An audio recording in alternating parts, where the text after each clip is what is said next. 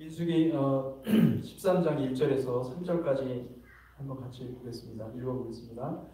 여호와께서 모세에게 말씀하여 이르시되 사람을 보내어 내가 이스라엘 자손에게 주는 가나안 땅을 정탐하게 하되 그들의 조상의 감은 각 지파 중에서 지휘관 된 자 한 사람씩 보내라.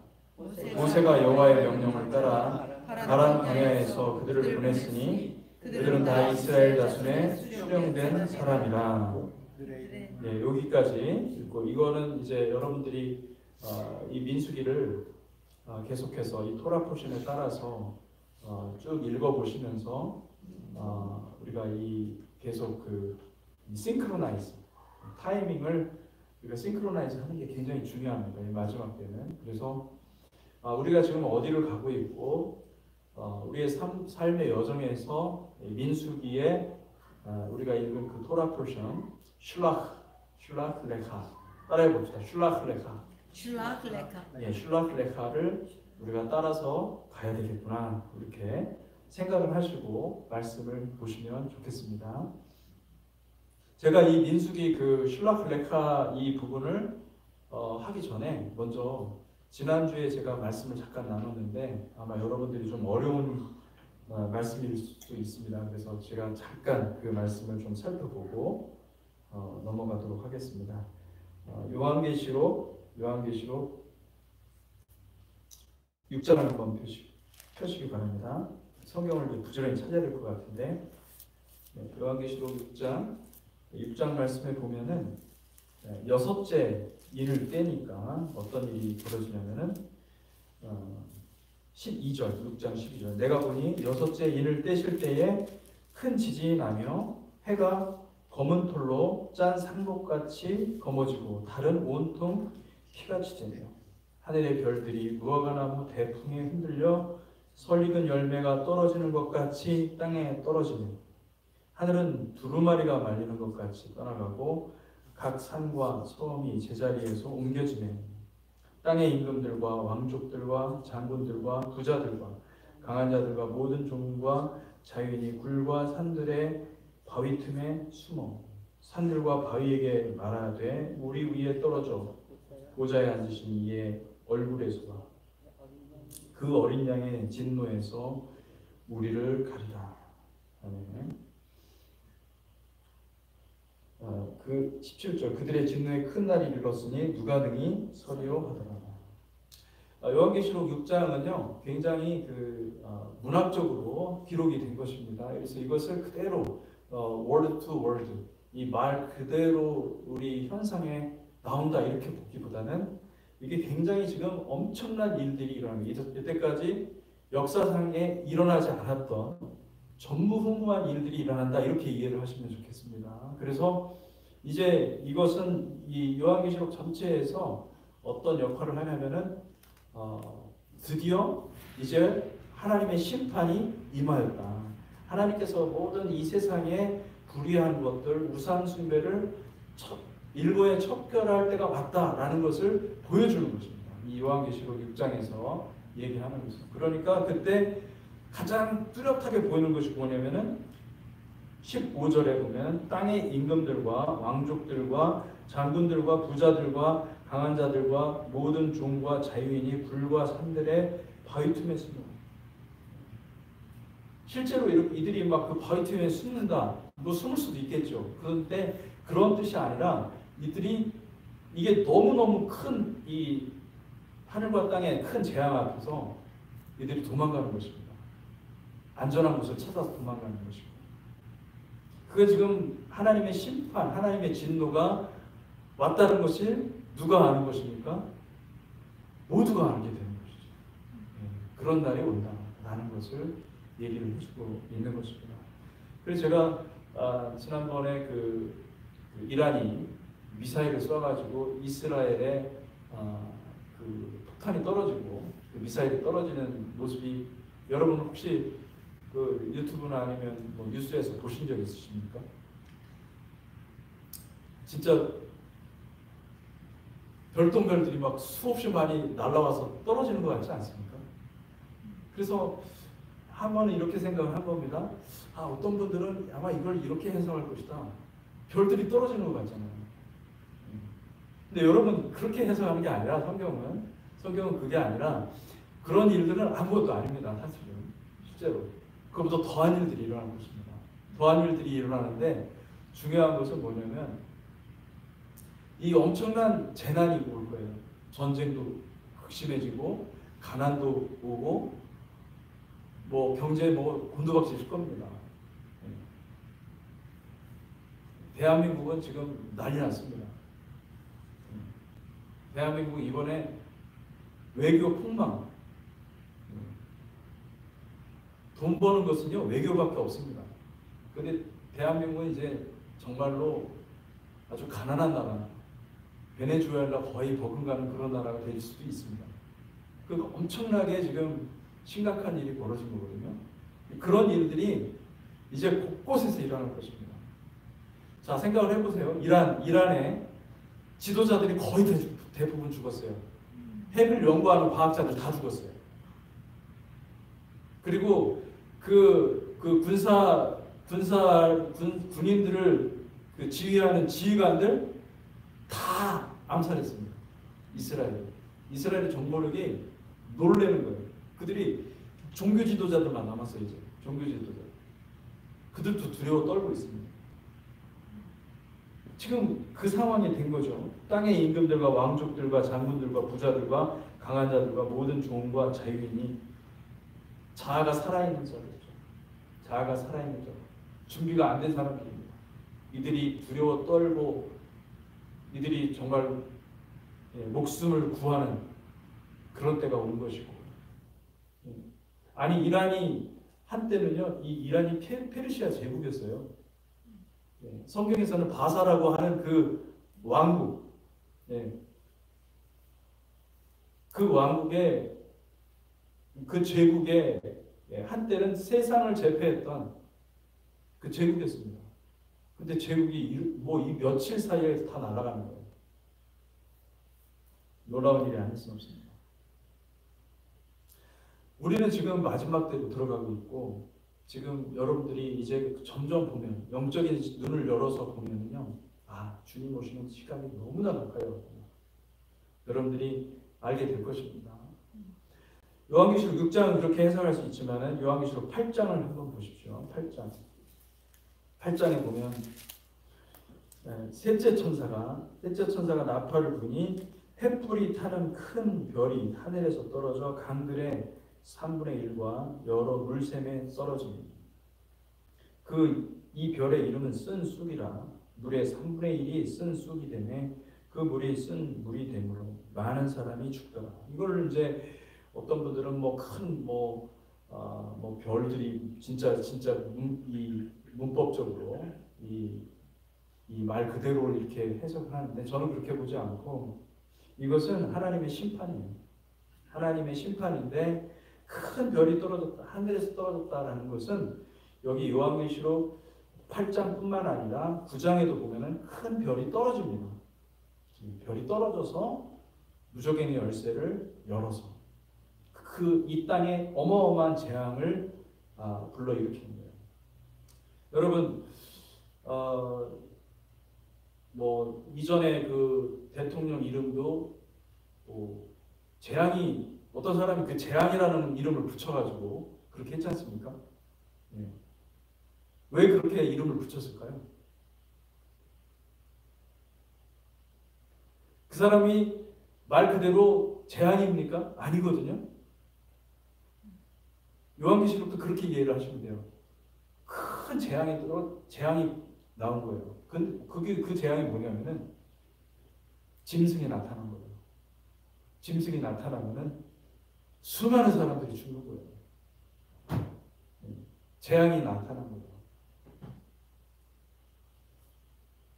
여러분, 짐승이 나타나잖아요. 짐승이 나타나면은 그곳에 얼마나 많은 사람들이 죽는 거예요. 3분의 1이 죽는다고 해요. 3분의 1이 죽는 게 아니라 많은 사람이 죽는다 그랬죠. 강들의 3분의 1, 그리고 여러 물샘에 떨어졌다. 이 물은 우리에게 생명을 공급해주는 아주 귀한 자원인데, 물에 떨어졌으니 이제 뭐 죽는 거죠. 사람들을 그 강물로 미혹해서 사람들을 다 죽음으로 끌고 가는 그런 일들이 일어난다라는 얘기를 하고 있는 것이고, 넷째 천사가 나팔을 부니 해 3분의 1과 달 3분의 1과 별들의 3분의 1이 타격을 받아 그 3분의 1이 어두워지니 낮 3분의 1은 비추임이 없고 밤도 그러하더라. 자, 이것은 왜 하나님께서 해 3분의 1, 달 3분의 1, 별의 3분의 1을 실제적으로 이거는 어떻게 보면 그들이 어두워진다고 그랬거든요. 이게 실제로 어떤 의미인지는 우리가 정확히 알지는 못하지만 이것이 의미하는 바는 무엇이냐면은 사람들이 해와 달과 별을 섬겼어요. 하나님은 첫째 나팔, 둘째 나팔, 셋째 나팔, 넷째 나팔을 통해서 하나님께서 일관되게 하시는 것은 무엇이냐면 하나님이 사람들이 하나님께서 하지 말라고 한 우상 숭배, 사람들이 땅의 것을 섬겼고요, 사람들이 바다의 것을 섬겼고, 그리고 사람들이 다시 말하면 이 강물을 섬겼고, 그리고 또 해와 달과 별을 섬겼어요. 우상 숭배한 겁니다. 그 우상 숭배한 것에 대해서 하나님께서 그래? 그러면 맛 좀 봐라. 우상 숭배의 결과가 무엇인지 알려주마 해서 이것을 심판하는 것을 볼 수가 있는 것입니다. 그리고 넷째 나팔까지 그렇게 하고 이제 다섯째 나팔하고 여섯째 나팔은 좀 성격이 달라요. 다섯째 나팔과 여섯째 나팔 그리고 일곱째 나팔은 결국 마지막 결론인데, 일곱째 나팔에 주님께서 오시고 주님께서 재림하시고, 그리고 또 일곱째 나팔에 모든 것들을 다 끝내시는, 모든 것들을 다 허물어 버리시는 그런 놀라운 재앙이 임하는 거죠. 그게 화가 있다고 이야기하고 있는 것입니다. 그래서 제가 오늘 지난번에도 얘기한 것은 여러분 이제 어떤 일들이 벌어지느냐, 아마도 저는 이 말씀을 요한계시록을 통해서 확실하게 예측할 수 있는 것은 주권자들이 바뀔 것입니다. 앞으로 대한민국도 바뀌었죠? 미국도 어떻게 될지 모릅니다. 그리고 또 앞으로 이란의 통치자들 다 제거될 것입니다. 이란이 다른 나라로 바뀔 수도 있어요. 이스라엘도 온전할까요? 이 나라가요, 나라의 별들, 다시 말하면 나라의 권세자들이 지금 두려워 떠는 시대가 올 겁니다. 극도로 혼란한 시대, 극도로 질서가 파괴된 시대. 그 질서 속에, 이 무질서 속에서 질서를 잡으려고 하는 어떤 한 사람이 또 나타날 겁니다. 이 별들이 떨어진다는 것, 이 별들이 빛을 잃는다는 것, 하늘의 해와 달과 별들, 이것은요, 그들이 모든 사람들이 권력을 추구했고, 오늘날 우상은 뭡니까? 권력이에요. 돈이에요. 쾌락이에요. 자기 만족이에요. 자아입니다. 이걸 섬겼던 모든 사람들은 부끄러워질 것입니다. 왜냐하면 그것들이 하루아침에 떨어지는 것을 보게 되기 때문에. 여러분, 그것을 사랑하지 마십시오. 마지막 때는 하나님께서 친히 심판하십니다. 돈을 사랑하지 마십시오. 돈을 사랑하는 것은 일만하게 뿌립니다. 우상숭배입니다. 여러분, 돈은요, 있어도 불편한 거예요, 사실. 없으면 진짜 불편하죠. 근데 있어도 불편한 거예요. 있으면 내 영혼이 썩을 수가 있어요. 그거는 돌이킬 수가 없는 겁니다. 나도 모르게 그냥 썩어가는 건데, 그거 정말 조심해야 됩니다. 여러분, 돈을 사랑하지 마시고 돈을 지배하시기를 축복합니다. 돈을 다스리셔야 돼요. 돈을 그냥 하나님께 드리셔야 돼요. 그냥 하나님이 원하시는 뜻을 마음껏 던져야 돼요. 할렐루야. 네. 천국에 쌓아둬야 돼요. 하늘에 쌓아둬야 돼요. 돈을 가지고 있어서 뭐합니까? 돈은요, 써야 되는 것입니다. 돈을 잘못 쓰는 것은 돈을 쓰지 않고 돈을 모아두는 것은 가장 어리석은 행동입니다. 그것은 우상숭배입니다. 여러분, 우상숭배를 배격하시기를 주님의 이름으로 축복합니다. 아멘. 오늘은 요한계시록 여기까지 말씀을 나누도록 하고요. 다시 민수기로 다시 돌아가도록 하겠습니다. 민수기 13장 보면 2절에 보면 제가 아까 읽었지만은 2절에 민수기 13장 2절에 보면 사람을 보내어 내가 이스라엘 자손에게 주는 가나안 땅을 정탐하게 하되 그들의 조상의 각 지파 중에서 지휘관 된 자 한 사람씩 보내라. 근데 여기 우리말에는 생략이 되어 있습니다. 원래 원문에 보면은 사람을 보내어라는 말이 이렇게 되어 있습니다. 너희를 위해서 사람을 보내라. 너희를 위해서 사람을 보내라. 그게 슐라흐 레카가 너희를 위해서라는 뜻입니다. 그래서 슐라흐 보내라 명령형으로 되어 있죠. 보내라 레카 너희를 위해서 사람을 보내라. 그래서 슐라흐 레카 이 토라 포션은 민수기에서 가장 중요한 사건, 이스라엘 자손들이 광야로 들어와서 이제 마지막 이 사실은 처음에 가데스 바네아로 가서 시내산에서 하나님의 토라를 받고 그들이 준비가 되었습니다. 진영이 갖춰지고 그리고 하나님의 임재를 확인했어요. 그리고 하나님의 임재를 따라서 이제 가는 것입니다. 가는데 어디를 가냐면은 바로 가데스 바네아, 바로 가나안으로 들어갈 수 있는 그 접경에 도달한 겁니다. 그리고 하나님께서 명령하셨습니다. 너희는 가서 그 땅을 취하라 명령하신 것이죠. 그런데 거기서 사람들이 서로 이야기를 한 것입니다. 그러니까 우리로 말하면은 이제 리더들이 같이 모여가지고 운영위원회 같이 이렇게 만든 겁니다. 만들어서 우리 그래도 가서 보자. 가서 그 땅을 봐야 되지 않겠나. 그 땅을 봐서 견적을 내야 되지 않겠나. 정말 우리가 가도 되는 곳인지 우리가 직접 눈으로 보고 봐야 되지 않겠냐 해가지고 그 리더들을 꾸려서 그래서 가는 것입니다. 근데 이제 마치 하나님께서 명령하신 것처럼 우리 한국말로 된 성경을 보면은 그렇게 되어 있지만은 원문으로 보면은 하나님께서 너희를 위하여서 가라 이렇게 얘기하는 것입니다. 이 말은 굉장히 중요한 의미가 있습니다. 너희가 먼저 원하였고 그리고 너희가 뽑은 대표들을 정탐꾼으로 보내라라는 뜻입니다.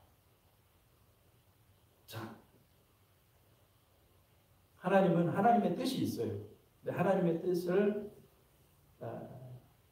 뜻을 이야기하기 전에 이 백성들이 원하는 것을 들은 것입니다.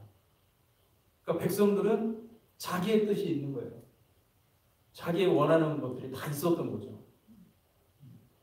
그래서 그들이 눈에 좋은 것을 보기를 원하였고 그 확신을 가지고 우리가 이기기를 원하였던 거죠. 그래서 민수기 13장에 이스라엘 자손의 수령들의 이름을 보잖아요. 여러분 이것까지 꼼꼼하게 살펴보지 않았을 거예요. 이스라엘 자손들의 수령들의 이름이요.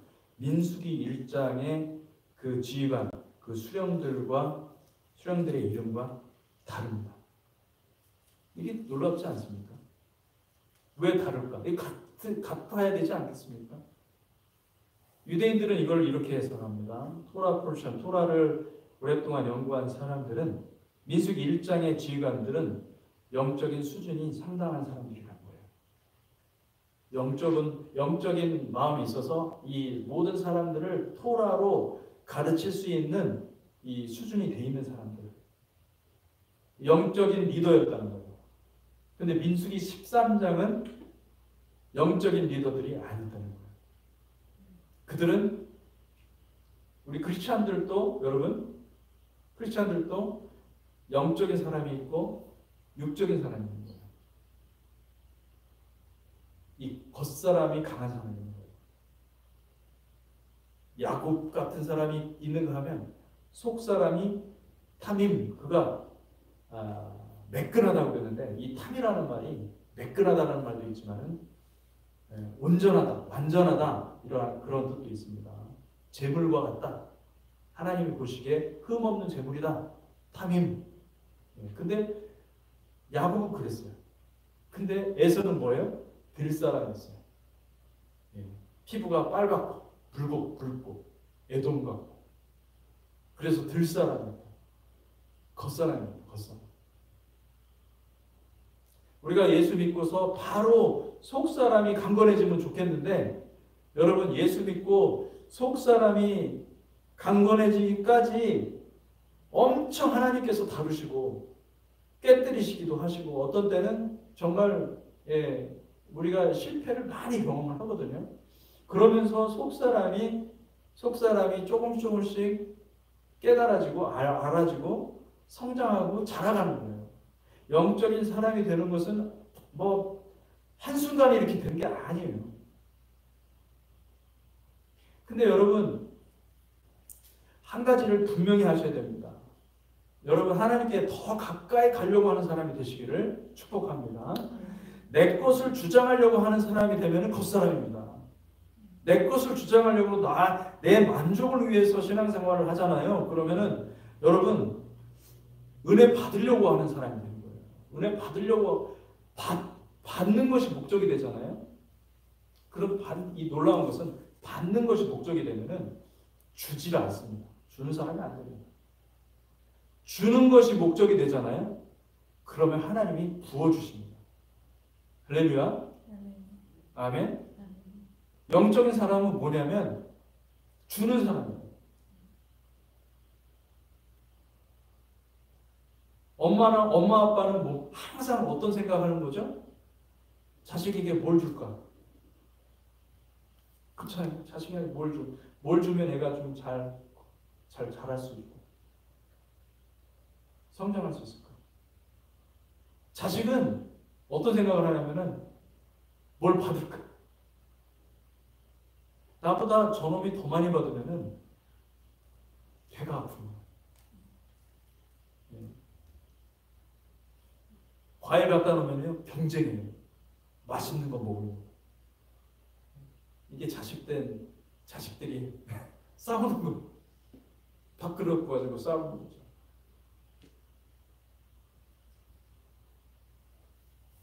여러분 영적인 사람이 되시기를 주님의 이름으로 축복합니다. 아멘. 영적인 사람이 되어서 영적인 리더가 되어야 돼요. 내 만족, 내가 원하는 것, 내가 원하는 것을 얻고자 하는 그러면 반드시 망합니다. 절대 좋은 게 아니에요, 여러분. 그게 아니라 나를 죽이고 주님의 뜻으로 내가 가겠습니다. 이런 마음을 가지시기를 축복합니다. 네, 그러니까 내가 나를 부인하고 십자가를 지고 주님을 따르면 여러분들은 성공합니다. 깨달으면 그 다음에 오는 거예요. 그거 먼저 순종하고 깨달으셔야 돼요. 할렐루야. 그 경험을 매번 해보면은 여러분들이 이거구나. 주님의 음성을 정확하게 듣는 거예요. 할렐루야. 가장 안전한 길로 가시기를 축복합니다. 아멘. 그래서 이 리더들이 다른 것을 볼 수가 있습니다. 여기 민수기 13장 여기 제가 있는 리더들 중에서 다 여러분들이 읽을 필요는 없고요. 여기서 다 마지막 16절에 보면 같이 한번 읽어봅시다. 시작. 이는 모세가 땅을 정탐하러 보낸 자들의 이름이라. 모세가 눈의 아들 호세아를 여호수아라 불렀더라. 여호수아가 굉장히 중요하게 나옵니다. 출애굽기의 본문에 보면은 호세아라는 이름이 안 나오고 전부 다 여호수아가 나오고 있고 그리고 이 출애굽기는 사실상 출애굽기는 원래는 민수기가 뒤에 나오는 것, 민수기의 이야기가 뒤에 나오는 건데 출애굽기가 앞에 나오는 거거든요. 근데 이 여호수아라는 이름을 먼저 쓰고 있어요. 그만큼 여호수아라는 이름이 이 호세아의 인생에서 가장 중요한 이름이었고, 그리고 또 모세가 직접 지어준 이름이기 때문에 그것을 강조해서 그렇게 쓴 것으로 이해할 수가 있습니다. 그래서 이 호세아를 여호수아로 바꾼 것이 굉장히 의미가 있는데, 이 눈의 아들 호세아는 누구인가? 눈의 아들 호세아는 출애굽기 17장 8절에서 16절에 보면은 그때 아말렉이 와서 이스라엘과 르비딤에서 싸우니라. 모세가 여호수아에게 이르되 우리를 위하여 사람들을 택하여 나가서 아말렉과 싸우라. 매일 내가 하나님의 지팡이를 손에 잡고 산 꼭대기에 서리라. 여호수아가 모세의 말대로 행하여 아말렉과 싸우고, 모세가 저기 위에 있는데 여기 눈이 잘 안 보이죠, 그죠? 모세와 아론과 훌은 산 꼭대기에 올라가서 모세가 손을 들면 이스라엘이 이기고 손을 내리면 아말렉이 이기더니 모세의 팔이 피곤함에 그들이 돌을 가져다가 모세 아래에 놓아 그가 그 위에 앉게 하고 아론과 훌이 한 사람은 이쪽에서 한 사람은 저쪽에서 모세의 손을 붙들어 올렸더니 그 손이 해가 지도록 내려오지 아니한지라. 여호수아가 칼날로 아말렉과 그 백성을 쳐서 무찌르니라. 여호와께서 모세에게 이르시되 이것을 책에 기록하여 기념하게 하고 여호수아의 귀에 외워 주리라. 내가 아말렉을 없이 하여 천하에서 기억도 못하게 하리라. 모세가 제단을 쌓고 그 이름을 여호와 니시라 하고 이르되 여호와께서 맹세하시기를 여호와가 아말렉과 더불어 대대로 싸우리라 하셨다 하였더라. 이 아말렉은 적그리스도를 말합니다. 적그리스도예요. 그러니까 이 많은 사람들을 미혹해서 이 여자와 어린아이들을 공격했거든요. 지금 갓 태어난, 어떻게 보면은 이 광야 성도들이 지금 막 아무것도 무방비한 상태에서 가는데 공격을 한 거예요. 이 아말렉을 하나님께서 없이 한다.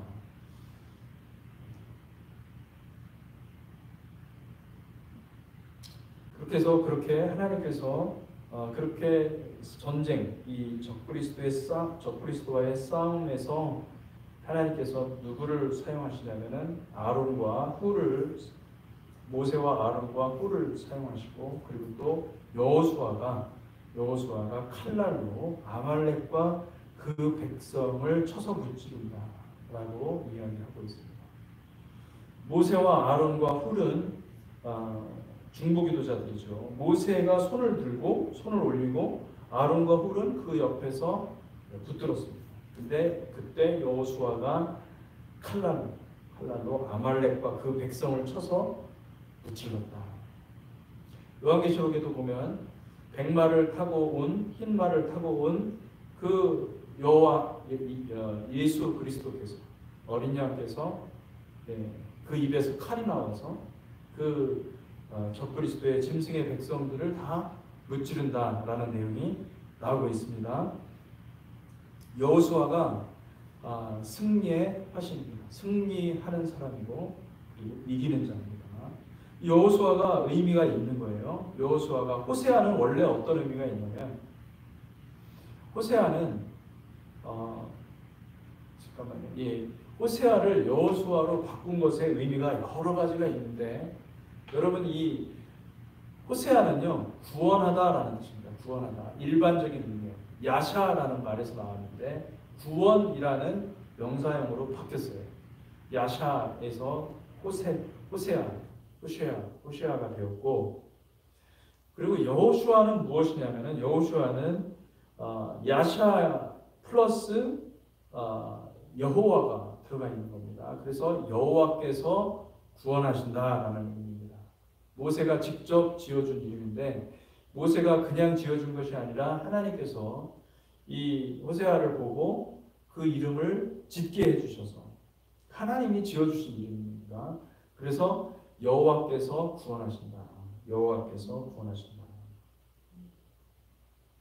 이게 굉장히 중요한 의미가 있죠.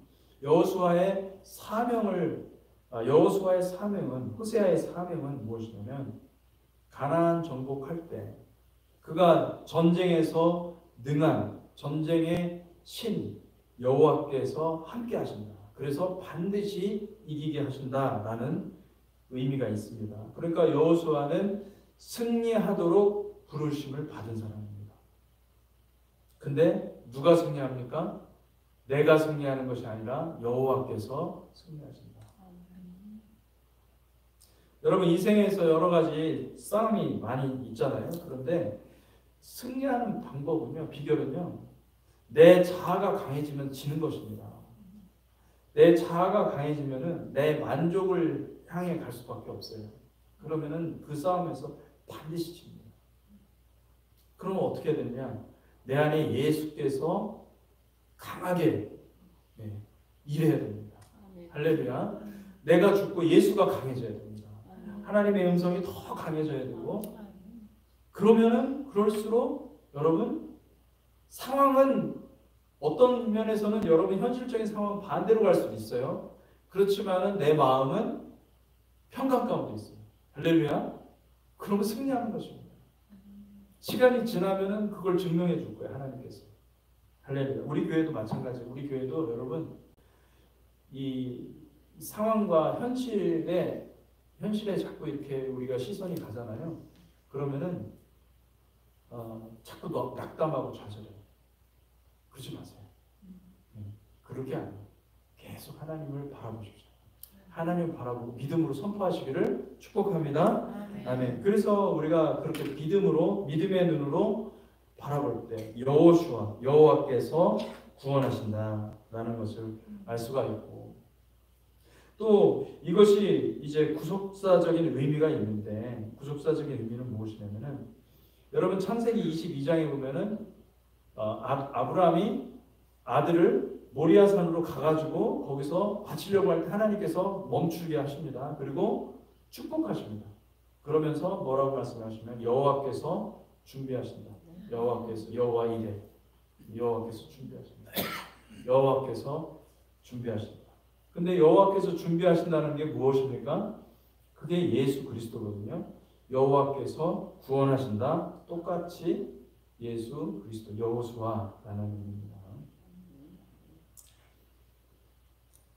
그래서 여호와는 구원이시다. 여호와는 구원이시다라는 말을 히브리어로 말하면 여호와는 예슈아이시다. 예슈아이시다. 여호와는 예슈아이시다라는 의미로 발전하는 것을 볼 수가 있습니다. 굉장히 중요한 의미들을 여러분들이 살펴보았습니다. 민수기 13장을 다시 한번 보겠습니다. 13장을 보면 민수기 13장에 보면은 17절부터 한번 보겠습니다. 17절부터 13장 17절부터 모세가 가나안 땅을 정탐하러 그들을 보내며 이르되 너희는 네겝길로 행하여 산지로 올라가서 그 땅이 어떠한지 정탐하라. 곧 그 땅 거민이 강한지 약한지 많은지 적은지와 그들이 사는 땅이 좋은지 나쁜지와 사는 성읍이 진영인지 산성인지와 토지가 비옥한지 메마른지 나무가 있는지 없는지를 탐지하라. 담대하라. 또 그 땅의 실과를 가져오라 하니 그때는 포도가 처음 익을 즈음이었더라. 여기서 세 가지 단어가 굉장히 중요합니다. 첫 번째 단어는 정탐하라는 것입니다. 그 다음에 두 번째 단어는 무엇이냐면 담대하라. 20절 담대하라. 그 다음에 세 번째 단어는 가져오라. 실과를 가져오라. 이런 세 단어. 이것이 명령입니다. 이 세 가지 명령. 민수기 13장에서 세 가지 명령을 그들이 받은 것입니다. 하나님께서 너희들이 그 땅을 정탐할 때에 첫째 정탐하라. 너희들이 그곳에 가는 목적은 그 땅을 탐지하는 것이에요. 정탐하는 것. 정확하게 무엇이 있는지 정탐하는 것이고, 그 다음에 두 번째는 담대하라. 이 두 번째 명령이 굉장히 중요한 의미가 있습니다. 담대하라. 그리고 세 번째는 그 실과를, 그 땅의 실과를 가져오라. 이 세 가지 단어가 있습니다. 첫 번째부터 한번 살펴보겠습니다. 첫 번째는 정탐하다. 투르라는 말입니다. 투르라는 말. 이 정탐하다라는 말은 여러분 이게 정확히 아셔야 돼요. 이 정탐하다라는 말은 단순히 어떤 탐색하고 실제로 그 땅의 상황이 어떠한지를 알아보라 이런 뜻만이 있는 게 아니에요. 이것은 정탐하다는 말은요, 확인하는 겁니다. 하나님께서 말씀하신 대로 하나님이 말씀하신 것이 맞는지 확인하는 겁니다. 정탐한다는 말은. 그래서 이게 하나님께서 명령했지만은 그 명령한 대로 하나님께서 이 땅을 너에게 주신다고 약속했지만은 약속한 그것을 믿고 정말로 가서 그 땅이 좋은지 안 좋은지 한번 봐라. 이거를 얘기한 겁니다. 그래서 이게 영적인 의미가 있다는 것은 영적인 의미가 있는데 이건 뭐냐면은 영적인 분별력입니다. 영적인 분별력. 투르는 단순히 물리적인 정탐을 넘어서 영적인 분별력을 요구하는 행위였습니다. 그래서 땅의 비옥함뿐만 아니라 그 땅의 영적인 상태, 하나님이 함께 하시는지 여부를 분별하는 것이 중요했습니다. 그러니까 그들은 땅만 볼 것이 아니라 그들의 상황들만 보는 것이 아니라 정말 이들이 하나님을 믿고 있는지, 하나님이 왜 우리에게 이 사람들을 붙여주신다고 하셨는지를 보라는 거예요. 확인하라는 거예요. 영적인 분별력이 있는 사람들은 하나님의 말씀에 근거해서 봅니다. 그래서 하나님이 이 땅을 붙여주시는 데는 이만한 이유가 있구나 라는 것을 확인하고 확신을 갖고 돌아오는 것이 이들의 목적이었던 거죠. 근데 이들은 가서 보니까 이 아낙자손을 본 거예요. 거인들을 본 거예요. 아니 그 거인을 보라는 게 아니라 정탐하는 거 그걸 보라는 게 아니라 그걸 보고서 두려워할 게 아니라 이들이 얼마나 악한지, 얼마나 악하면 하나님께서 심판하기로 작정하셨는지 그걸 봐야 되는데 이들은 그 악함에 의해서 압도되었어요. 그들의 포악함에 의해서 압도되었어요. 여러분 정탐은 영적인 통찰력이 있고 영적인 분별력이 있는 사람이 할 수 있는 것입니다.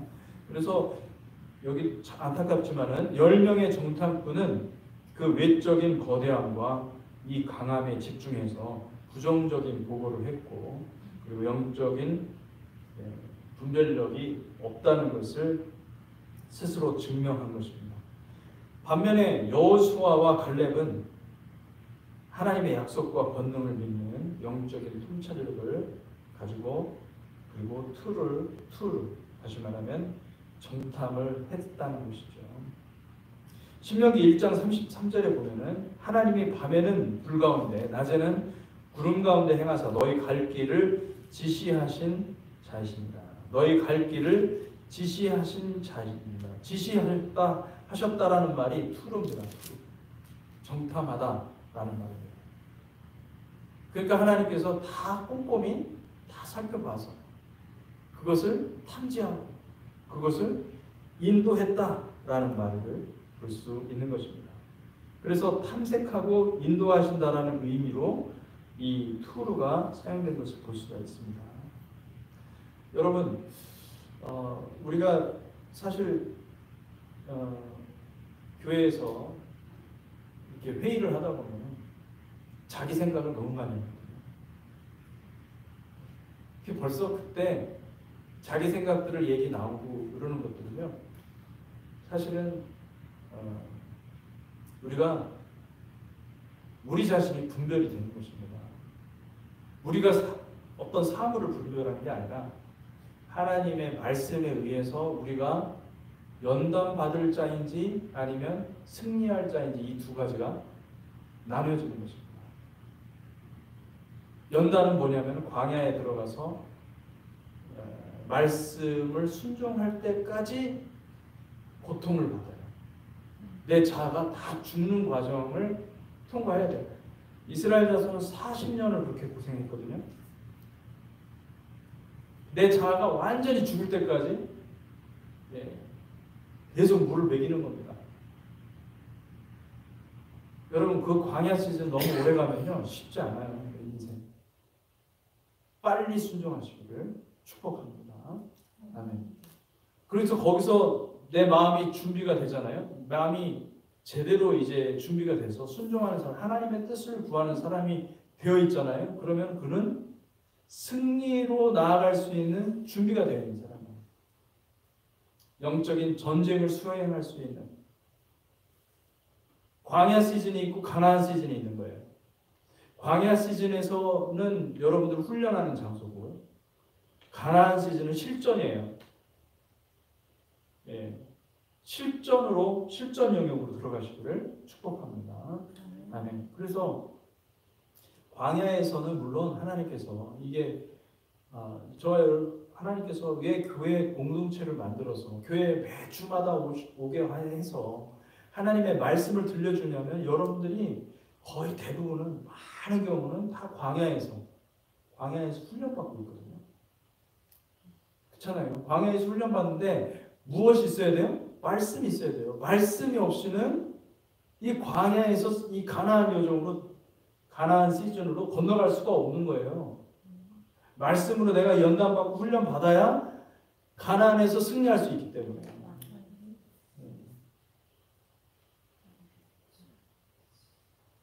여러분 우리가 여기서 정확하게 알고 이 말씀을 알고 말씀을 준행하고 말씀을 지키고 말씀을 사랑하고 말씀대로 내가 순종을 할 때 하나님의 뜻대로 순종할 때 여러분 반드시 승리합니다. 할렐루야. 그걸 믿으시기를 축복합니다. 아멘.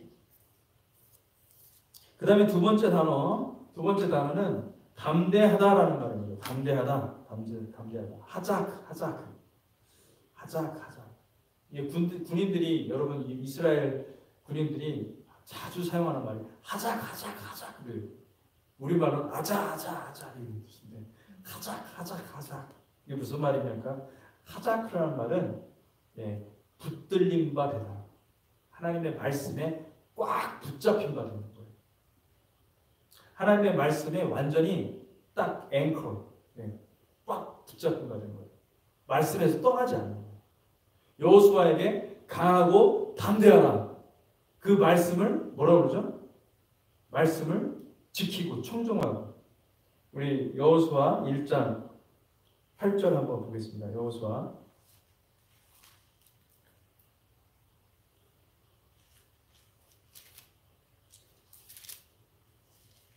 6절부터 9절까지 이게 이 하자크라는 말이 잘 나와요. 5절부터 9절까지 시작. 내 평생에 너를 능히 대적할 자가 없으리니 내가 모세와 함께 있었던 것 같이 너와 함께 있을 것이니라.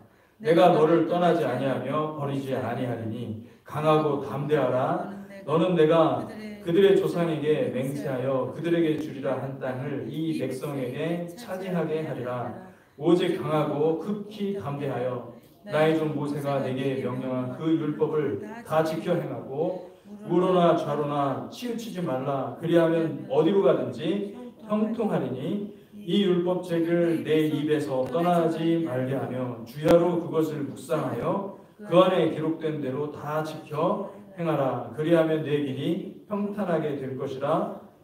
내가 형통하리라. 내가 내게 명령한 것이 아니야. 강하고 담대하라. 두려워하지 말며 놀라지 말라. 내가 어디로 가든지 내 하나님 여호와가 너와 함께 하느니라 하시니라. 아멘. 놀랍지 않습니까? 하나님께서 여러분 이 하자크라는 말은 뭐냐면 하나님의 말씀을 그대로 완전히 하나님의 말씀에 매인 사람이에요. 말씀이 인도하는 대로만 난 가겠다. 내 모든 유익을 포기하고라도 나는 말씀을 쫓아가겠다. 할렐루야. 말씀을 사랑하는 것입니다. 말씀을 사랑하는 것이 하자크예요. 여러분 말씀을 사랑하시기를 축복합니다. 이 하자크라는 말은 바로 그런 뜻이 담겨 있습니다. 그래서 하나님은 이스라엘을 강하게 붙들어 주신다는 의미로 사용되고, 그리고 인간의 담대함이 자기 능력에서 나오는 것이 아니라, 그러니까 나는 내 능력에 내가 뭐 뛰어나서 내가 뭔가 잘해서 내가 뭐 과거에 왕년에 뭘 했어 뭐 이런 어떤 그 계급장, 인간적인 계급장 가지고 일을 하는 것이 아니라 내가 말씀대로 살아가는 거, 그거 하나로 승부를 보는 것이죠. 그게 하자크예요. 그 말씀이 나를 지키는 거예요. 말씀이 나를 지키는 거예요. 저는 뭐 새벽 기도를 오랫동안 했지만은 어릴 적부터 부모님 따라 새벽 기도도 가고 그렇게 했는데, 새벽 기도 힘들 때가 있잖아요. 그죠? 힘들 때가 있는데, 제 인생에 새벽 기도가 만약에 없었다고 한다면 전 신앙이 절대 성장하지 않았다고 저는 생각합니다. 안 왔을 거라고 생각합니다. 새벽 기도가 나를 붙잡아 주지 내가 새벽 기도를 하질 않더라고요. 그러니까 이거는 가야 되는 거예요. 무조건. 할렐루야. 예. 말씀 보는 것도 똑같아요. 말씀 보는 것도 그렇고, 말씀을 묵상하는 것도 그렇고, 찬양하는 것도 그렇고, 여러분 이게 내가 뭘 해서가 아니라 그것 자체가 나를 지키고 있는 거예요. 예.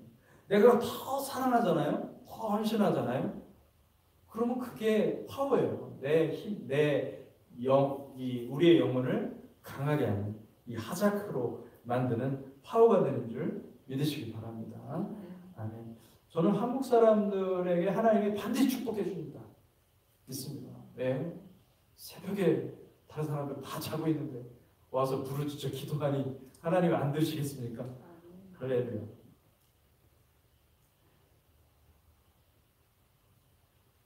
갈렙은 하나님께서 담대하라고 했을 때 그 말씀을 그대로 들었습니다. 그래서 담대하게 모든 것을 현실의 부정적인 사람들의 얘기들을 하는 걸 다 들으면서도 그는 다 쳐냈어요. 그런 것들. 하나님이 왜 주신 이유를 아는 거예요.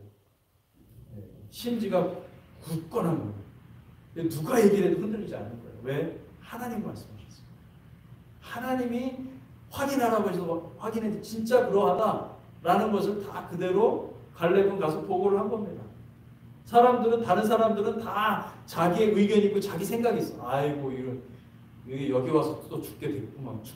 죽게 됐네. 광야에서 죽는 것보다 여기 와서 죽다니 참으로 안타깝다. 저 거인들한테 잡혀 먹히겠다. 우리가 보니까 거인들을 앞에서 우리 자신의 모습을 보니까 메뚜기 같다. 막 그러거든요.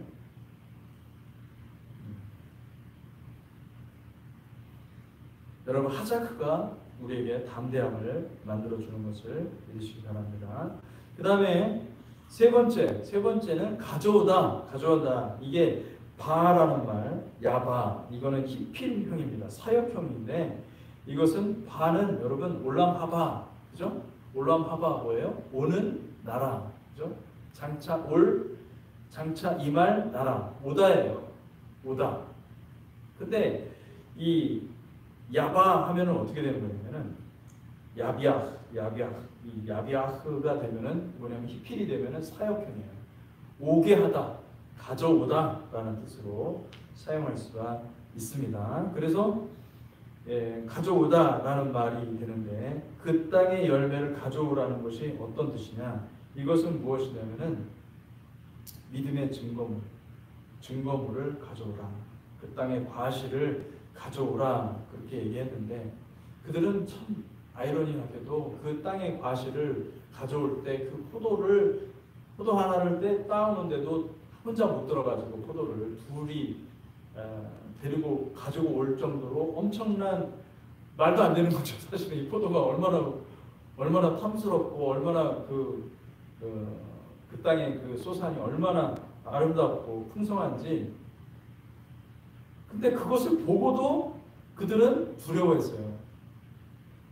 그들은 두려운 거예요. 아마 그들의 생각은 어떠했을지 모르겠는데 그들의 입장에서는 여호와 하나님은 말씀만 하시고 모세는 뭐 이게 딱 그 지팡이 때려가지고 물을 쫙쫙 가르고 그렇게 할 수 있지만 우리는 광야에서 생고생하다가 결국 싸우는 건 우리가 싸우는 건데 우리 다 죽게 생겼다 이렇게 생각했을 거예요. 참 안타깝죠, 여러분. 불신은 원망을 낳고 불평과 원망을 낳고 그리고 반역을 낳습니다. 그리고 자멸을 낳습니다. 불신하는 사람은 의심하는 자는 결국은 망하게 되는 것입니다. 그것을 가져오라, 삶의 열매를 가져오라 라는 것을 볼 수가 있습니다. 하나님도 우리에게 말씀하세요. 우리가 주님 앞에 갈 때 가져갈 게 있어야 돼요. 가져갈 것이 있는 인생이 돼요. 뭘 가지고 가야 됩니까? 순종의 열매를 가지고 가는 백성이 되시기를 축복합니다. 아멘. 그래서 그것을 볼 수가 있습니다. 인생의 마지막으로 결론적으로 말씀을 나누겠습니다. 인생에 여러분 우리가 어떤 순간을 만납니다. 그 순간은 테스트하는 순간. 우리를 테스트하는 하나님. 그래, 준비가 됐나? 내가 다음 단계로 너를 인도하려고 하는데 다음 단계로 인도할 수 있을 만큼의 영적인 이 용량이 다 준비가 되어 있는가? 근데 준비가 안 됐으면 하나님께서 돌리시는 것입니다. 어디로요? 광야로. 미드바르는 뭐예요? 말씀이 있는 것. 말씀을 시편 119편에서 그러잖아요. 내가 고난당함이 유익하다. 내가 고난당함을 통해서 주의 율례를 배웠나이다. 그 광야는요, 고난이 있어요. 고난이 있고 고통이 있어요. 그런데 이 광야를 통과하고 정말 잘 준비가 되면 하나님께서 그때 가서 또 테스트를 주시는 거예요. 다음 단계로 갈 것인가? 아니면 또 다른 광야로 갈 것인가? 하나님 이것을 안 하실 것 같죠? 합니다. 그때 합격하는 사람은 다음 단계로 가요. 다음 단계로 가는 거예요. 이스라엘 자손들은 42번을 진쳤다고 그러거든요. 진을 쳤다고 그러거든요. 42번 하나님께서 옮기시면서 그들에게 필요한 모든 것들을 하나님께서 테스트하시고 연단하시고 그래서 마침내 가나안으로 가게 하신 것입니다. 여러분 돌아가지 마십시다. 아멘. 지름길로 가십시다. 순종해서 바로 지름길로 가는 저와 여러분들이 되시기를 축복합니다. 아멘. 같이 기도하도록 하겠습니다. 제가 음악을 좀 틀어놓도록 하겠습니다.